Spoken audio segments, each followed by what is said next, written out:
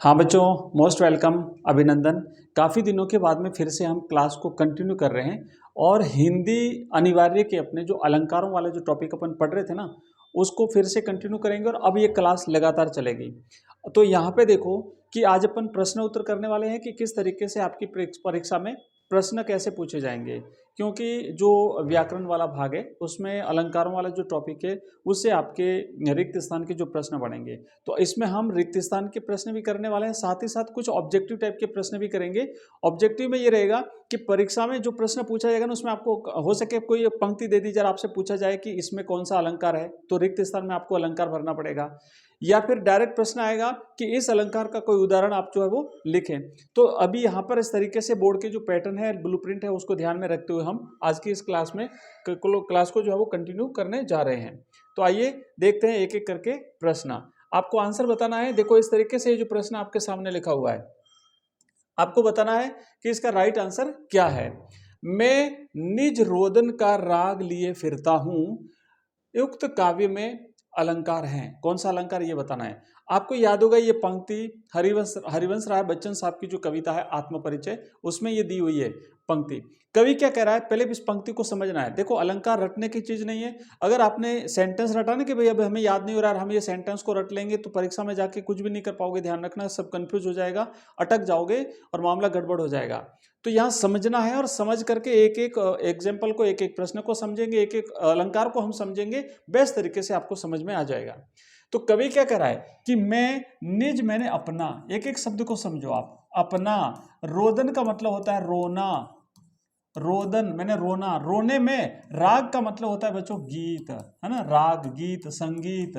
तो देखो गीत संगीत किसमें, रोने में। रोना और संगीत दोनों एक दूसरे के विपरीत हैं, तो ये तो विरोधाभास हो गया, इसलिए यहां पर जो है वो उत्तर होगा हमारा विरोधाभास अलंकार। शब्दों को अगर आपने बच्चों समझ लिया तो आपका प्रश्न जो है वो 100% राइट हो जाएगा। ठीक है कि एक तरफ तो रोने की बात कर रहा है कवि और दूसरी तरफ वहीं पर बात हो रही है राग यानी संगीत की। तो रोना और संगीत दोनों एक दूसरे के विपरीत हैं, इसलिए यहां पे विरोधाभास अलंकार हुआ। अब प्रश्न ये बनता है फिर विरोधाभास अलंकार क्या होता है। तो बिल्कुल सिंपल सी बात है कि जहां पर वास्तविक विरोध न होते हुए भी अगर विरोध प्रतीत होता हो, वास्तव में विरोध होता नहीं है वहां पे, अब यहां पे वास्तव में विरोध नहीं है पर ऐसा दिखाया जाता है, ऐसी परिस्थिति पैदा की जाती है, कवि ऐसी ऐसी काव्य पंक्ति लिख देता है, तो वहां पे विरोधाभास अलंकार माना जाता है। क्लियर।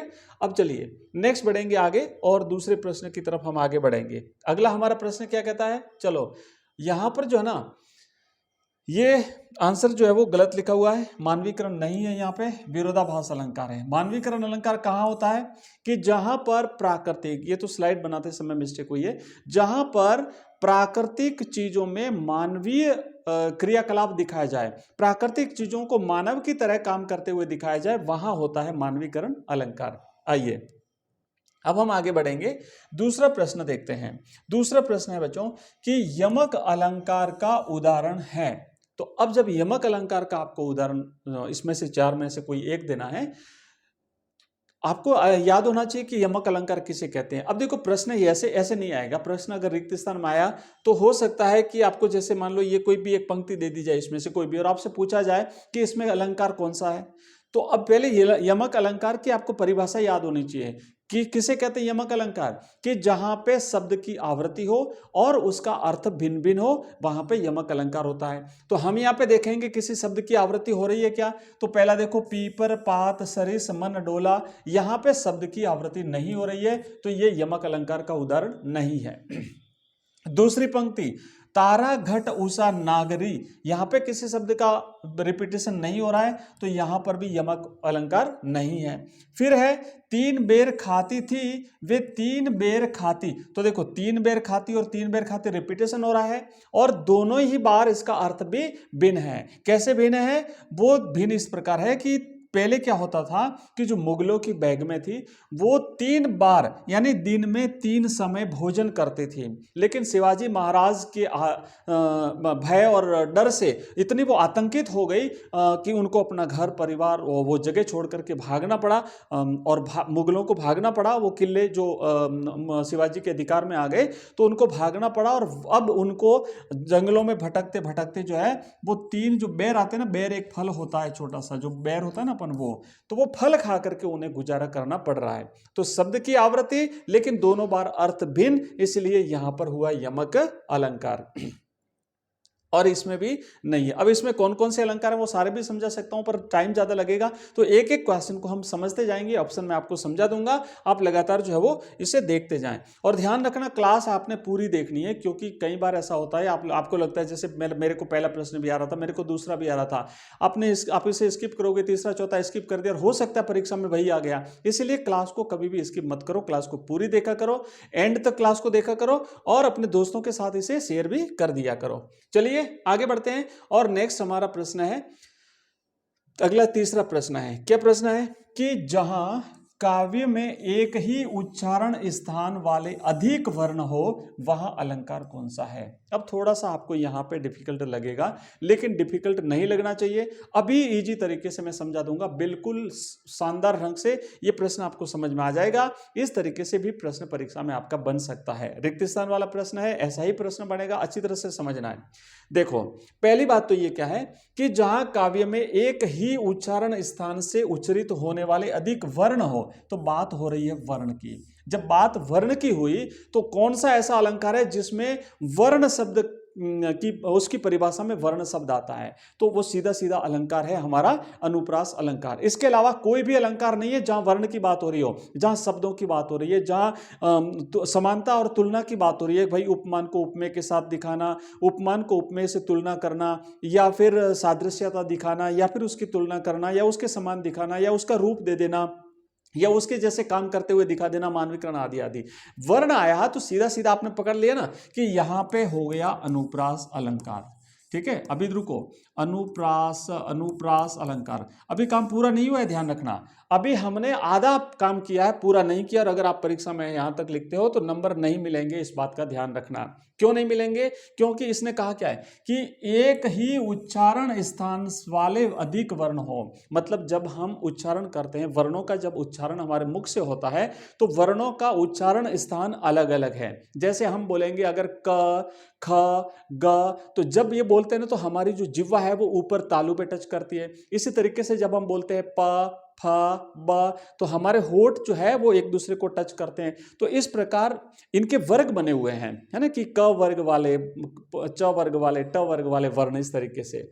तो ये जो क्या कह रहा है कि एक ही उच्चारण स्थान से उच्चरित होने वाले वर्ण अगर ज्यादा निकलते हैं तो वो सुनने में एक जैसे लगते हैं, और सुनने में एक जैसे लगते हैं इसलिए वो जो अनुप्रास होगा वो होगा श्रुति कटुत्व अनुप्रास। ठीक है, तो यहां पे हो गया बच्चों श्रुति कटुत्व अनुप्रास, है ना,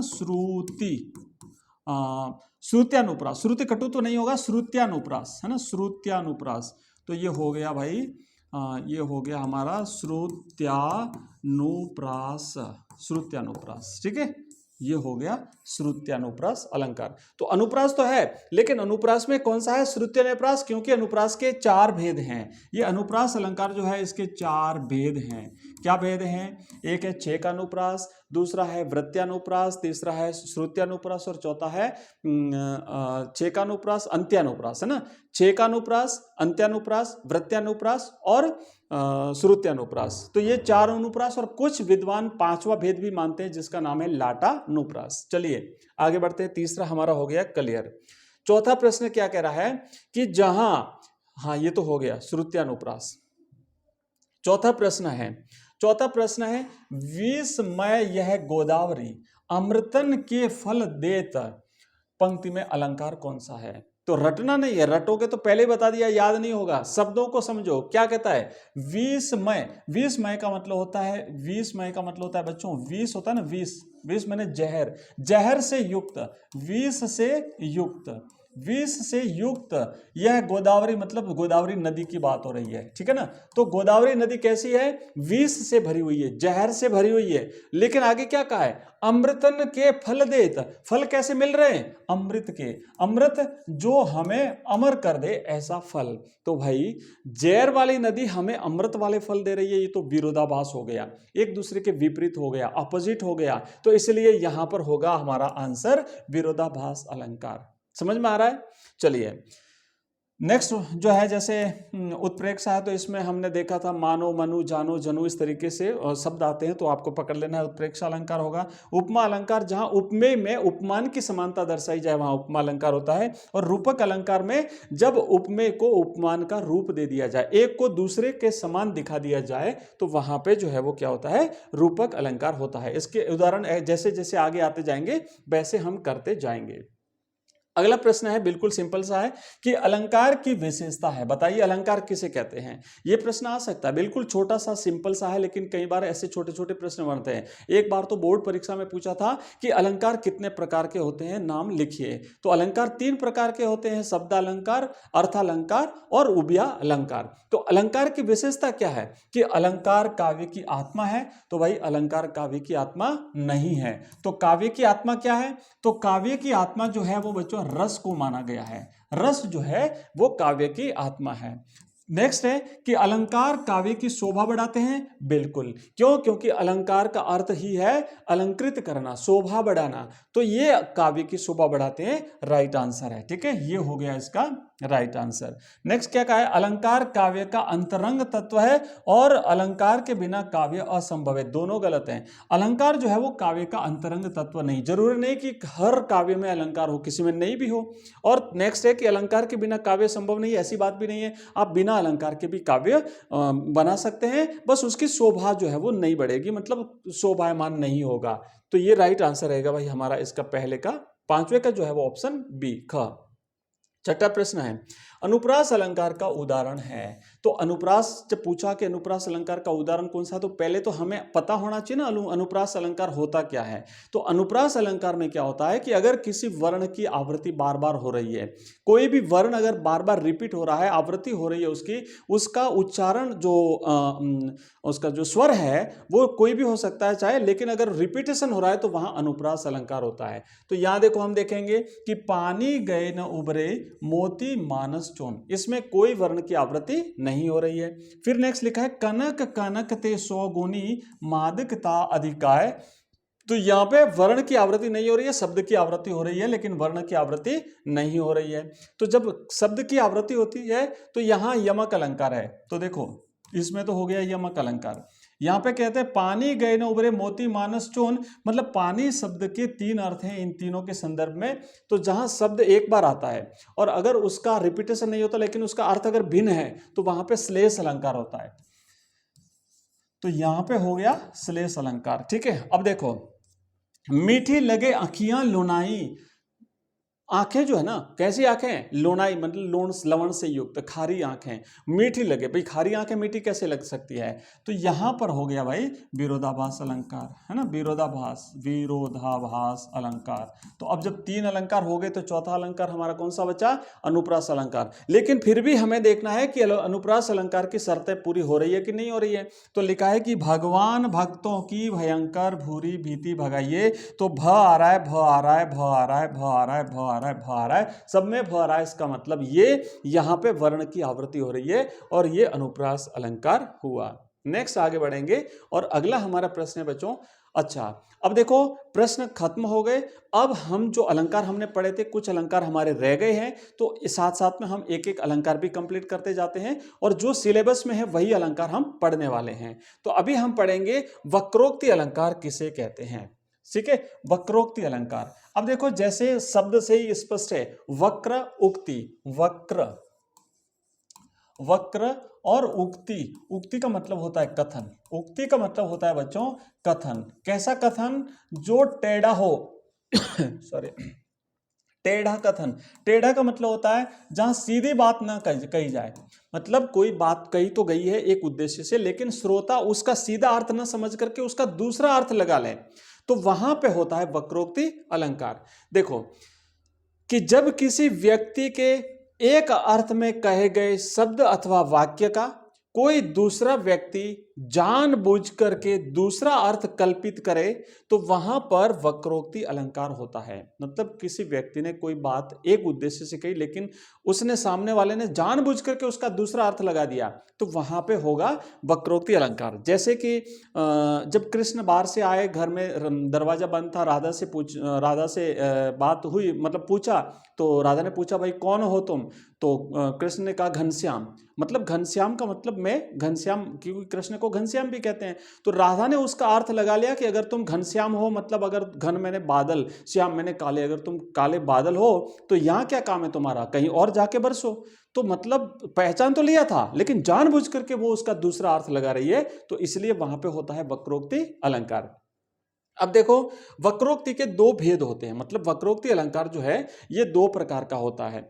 बट उससे पहले कि इस वक्रोक्ति अलंकार की कुछ आवश्यकता है, वो क्या क्या है, तो पहली बात तो ये है कि इसमें वक्ता और श्रोता का कथन प्रतिकथन होता है। वक्ता कुछ और बात कहता है जबकि श्रोता उसका दूसरा अर्थ लगाता है, ये हो गया वक्ता और श्रोता का कथन प्रतिकथन। फिर है कि वक्ता एक अभिनय से कोई बात कहता है, मतलब वो कुछ ऐसा इरादा होता है, उस इरादे से वो बात कहता है, और श्रोता जो है वो वक्ता के अभिनय से भिन्न अर्थ जो है वो उससे ग्रहण करता है, तो वहां पर होता है बच्चों वक्रोक्ति अलंकार। आइए इसके भेद देखते हैं और साथ ही साथ हम इसके बेस्ट एग्जांपल देखते हैं, ताकि आज की इस क्लास में आपका वक्रोक्ति अलंकार हो जाएगा कंप्लीट। तो इसके दो भेद है, एक है श्लेष वक्रोक्ति और एक है काकू वक्रोक्ति। ठीक है, याद रखना वक्रोक्ति अलंकार के दो भेद, एक श्लेष वक्रोक्ति, श्लेष अलंकार भी है, अलग से है। तो श्लेष अलंकार उसमें शब्द का रिपीटेशन नहीं होता, फिर भी उसका परिस्थिति के अनुसार अलग अलग अर्थ लगते हैं, और एक होता है काकू वक्रोक्ति। तो आइए एक एक करके देख लेते हैं श्लेष वक्रोक्ति क्या है और काकू वक्रोक्ति क्या है। पहले बात करेंगे हम श्लेष वक्रोक्ति की। क्या कहा गया है कि श्लेष वक्रोक्ति में श्रोता दो अर्थ वाले शब्द का दूसरा अर्थ जो है वो ग्रहण करता है। कोई भी शब्द के दो अर्थ होंगे, मतलब द्विअर्थी शब्द होना चाहिए, और उस द्विअर्थी शब्द का जो उद्देश्य लगाना चाहिए वो न लगा करके श्रोता जो है वो उसका दूसरा अर्थ ग्रहण कर लेता है, तो वहां पे होता है श्लेष वक्रोक्ति। जैसे उदाहरण हम देखेंगे कि राधा ने पूछा कौन तुम हो, भाई बाहर से आवाज आई ना, तो राधा ने पूछा कौन हो तुम, तो कृष्ण ने क्या कहा कि घनश्याम इत है, भाई मैं घनश्याम हूं। तो अब राधा ने कहा तो बरसो कित जाए, भाई कहीं और जाके बरसो। घनश्याम का मतलब राधा ने इसे बादल मान लिया, जबकि कृष्ण का कहना था मैं घनश्याम हूं, मैं कृष्ण हूं। तो इसने कहा कि अगर तुम घनश्याम हो यानी काले बादल हो तो बरसो कहीं और जा करके। तो अब क्या हुआ कि कृष्ण ने तो घनश्याम अपना नाम बताया था, जबकि राधा जो है वो काले बादल अर्थ ग्रहण करती है। तो वक्ता ने कुछ और अभिनय से बात करी थी, लेकिन श्रोता ने उसका अर्थ भिन्न लगा दिया जानबूझ करके, इसीलिए जो है यहां पे हो गया श्लेष वक्रोक्ति। आइए एक और उदाहरण देखते हैं। दूसरा उदाहरण है कि दूसरा एग्जांपल हम यहां पे देखेंगे कि लिखा हुआ है कि भिक्षुक गो कित को गिरजा सो तो मांगन को बलि द्वार गयो रे। इसमें होता है ये है कि लक्ष्मी ने पार्वती से पूछा भिक्षुक कहां है, भिक्षुक शिव जी को भी कहते हैं, शिव जी कहां है, ठीक है। तो उत्तर में पार्वती ने क्या कहा कि यदि भिक्षुक हैं, अगर तुम बात भिक्षुक की कर रहे हो तो भीख मांगने बलि के द्वार पर गया होगा। अब आपको पता है ना, अपना वामन रूप धारण करके बलि से जो है वो भीख मांगने गए थे। तो यहाँ पे बात पार्वती ने भिक्षुक के अर्थ में किसकी ग्रहण कर ली, विष्णु भगवान की। विष्णु ने बाली रूप मतलब बालक रूप धारण करके बलि के पास गए थे भिक्षा लेने के लिए। तो बात यहाँ तो शिव जी की हो रही थी, उसने शिव जी का पूछा, इसने जवाब दे दिया विष्णु भगवान का। तो इस जानबूझ करके अर्थ जो दिया जा रहा है, तो वहां पे हो गया हमारा श्लेष वक्रोक्ति। अब हम एक देखेंगे इसका काकू वक्रोक्ति का उदाहरण देख लेते हैं। काकू वक्रोक्ति किसे कहते हैं, और उसके बाद हमारी आज की एक क्लास हो जाएगी कंप्लीट। तो क्या कहा है काकू वक्रोक्ति अलंकार, जब वक्ता शब्द का उच्चारण इस प्रकार करे कि सुनने वाला उसका कोई दूसरा ही अर्थ ग्रहण कर ले। अब यहां पे उच्चारण की बात हो रही है, वहां पे तो जानबूझ के अर्थ ग्रहण किया जा रहा है, और यहां पे उच्चारण के आधार पर मैं सुकुमारी नाथ बन जोगू तुम ही उचित तप मोह कह भोगू। अब यहां पे बात यह हो रही थी कि जब भगवान राम जी को वनवास हुआ तो राम ने कहा कि भाई मैं अकेला जाऊंगा वनवास, मेरे साथ और कोई नहीं जाएगा क्योंकि वनवास मुझे हुआ है। और जब ये बात हुई तो सीता ने कहा कि नहीं मैं भी चलूंगी आपके साथ। तो भगवान राम ने कहा तुम सुकुमारी हो, सुकुमारी का मतलब होता है कोमल, सुकुमारी का मतलब होता है कोमल। तो सीता ने कहा अगर मैं कोमल हूं तो क्या तुम ही तप कर सकते हो, क्या तुम कठोर हो? मतलब यहां मैं कोमल हूं, कोमल का मतलब नारी स्त्री रूप है ना, इसीलिए। पर इन्होंने कहा अगर मैं कोमल हूं तो क्या तुम कठोर हो? कठोर हो मतलब मजबूत हो, कठोर है ना। तो क्या मैं, आप कठोर हो तो क्या आप ही तप कर सकते हो क्या? मैं आप वहां पे वन में नहीं चल सकती क्या आपके साथ में? तो ये जो उनका कहना था कि भाई आप नारी स्वरूप हो इसलिए रुकना है। कोमल का मतलब कमजोर नहीं माना था, कोमल का मतलब नारी स्वरूप, लेकिन उन्होंने उसका उल्टा किया, अच्छा कठोर आप हो, है ना। तो ऐसे। तो अब यहां देखो, सीता राम के सुकुमारी बताकर उसके वनवास में अपने साथ ले जाने से मना करते हैं। सीता उक्त कथन में राम के तर्क को न मानकर इस ढंग से उत्तर देती है कि उसके कथन का अर्थ ही बदल जाता है। अर्थात राम ने कहा मैं तो सुकुमारी हूं, तो क्या तुम कठोर हो? तुम वन में तप कर सकते हो, तो क्या मैं घर में सुख भोग करूं? अर्थात मुझे सुकुमारी मानकर वन में साथ न ले चलना हो, न ले चलना तो सरासर अन्याय है। तो ये भाई जो है वो यहाँ पे उक्त कथन का आशय है कि राम ही वन में जाने योग्य नहीं है, मैं भी हूं। राम के वन में तपस्या करने पर मेरे लिए राजभवन में सुख भोग करना उचित नहीं है, बिल्कुल भी। ठीक है, तो ये हमारी आज की क्लास थी जिसमें हमने अलंकार से रिलेटेड कुछ प्रश्न किए हैं। उसके बाद हमने वक्रोक्ति अलंकार किया, वक्रोक्ति अलंकार की हमने परिभाषा देखी, और उसके बाद हमने इसके दो भेद देख लिए। उसके बाद हमने दोनों के दो दो एक एक उदाहरण भी कर लिए। तो इसी तरीके से ये अपनी क्लास लगातार चलती रहेगी, जारी रहेगी, हिंदी कंपलसरी की। साथ ही साथ हमारी लाइव क्लासें भी आती है। मॉर्निंग में इंग्लिश की लाइव क्लास मिलेगी आपको 6 बजे। ठीक है, रेडी रहना आप लोग। एक बार बता देता हूं कि सुबह 6 बजे आपको इंग्लिश की क्लास जो है वो आपको सुबह 6 बजे मिलेगी। आप लोग जल्दी से उठ जाना, रेडी रहना क्लास के लिए। और भंवरजी सर पढ़ाएंगे आपको इंग्लिश, और एक चैप्टर वाइज है ना, कंटिन्यू करेंगे, चैप्टर वाइज करेंगे। और अब क्लास किस तरीके से चलेगी, टाइम पर आपको कोर्स कैसे कंप्लीट होगा, ब्लूप्रिंट के हिसाब से आगे बढ़ेंगे सर। कंप्लीट आपको कल एक क्लास में बता देंगे।